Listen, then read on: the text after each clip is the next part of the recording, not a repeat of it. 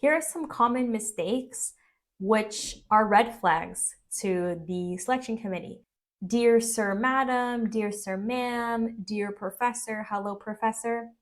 No, this is not going to work. If I see this and if I were on the selection committee, that would be a rejection from me. You know who is going to read this letter. It's not just Sir, it's not just Professor. Use the correct program name in your greeting. Next, vague motivation or these weird generic statements of Erasmus Mundus will change my life or please give me the scholarship doesn't really do anything. In fact, they come off as a little bit desperate. Everyone wants the scholarship. Otherwise, why would thousands of people be applying? So stuff like this is just a waste of words. We know the opportunities are going to be great, but these don't add anything to your application. Thousands of other people are adding concrete details and experiences. They will beat out anything that has please give me the scholarship in them. The next one is lack of research on the program.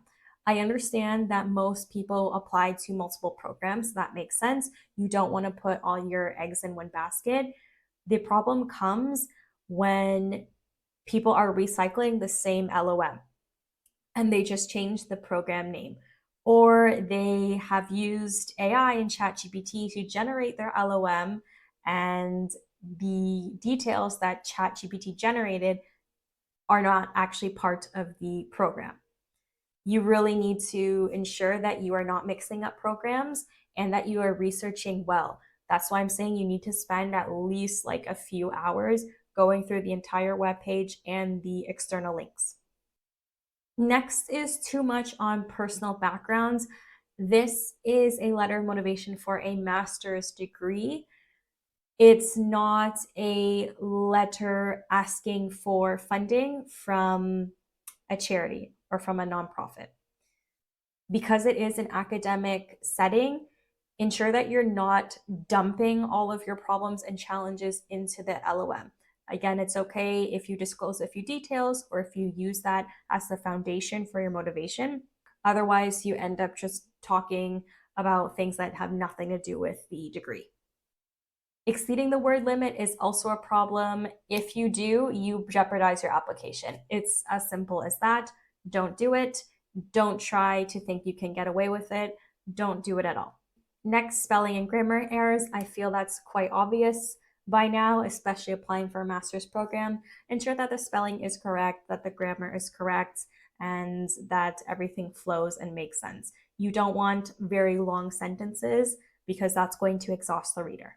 Now I am going to share one of the biggest traps related to the LOM, if not the biggest trap. I've seen this many times. Imagine there is a very eager person who is applying for multiple Erasmus Mundus programs and wants the scholarship. In the LOM, the applicant shares their accomplishments, personal story, and overall profile. But what happens? The student is rejected. Why? They were hoping that the selection committee would interpret their accomplishments and make the connection between those and the program. This is not the way to go about it. You, through your letter of motivation, have to connect and contextualize your profile and align those pieces with the program plus the field. You can't assume that the selection committee knows your why. If you do not indicate this clearly, as well as your fit, you leave a big gap. You can't rely on the selection committee to interpret everything and make those conclusions. You need to give them exactly what they want to know and what they need to know. Let's imagine we are at a job interview. I ask, why do you want this role? Why should we hire you? And you reply with, I have 5 years of expertise. I'm currently working as a director of finance. In this role, I partner with retail operations to provide financial insights and identify strategic business opportunities. I work closely alongside with executive members of management, etc., etc. Now, let's reflect for a moment. Does this truly answer the question? Does it articulate the why and why should we hire you? No, it doesn't. The answer that you gave summarized some responsibilities and industry experience, but from the interviewer's point of view or from the panel's point of view, we still don't know why you want this exact role and why you should be hired over others. The only information that you gave is what you have done before and summaries related to your role, tasks related to your role.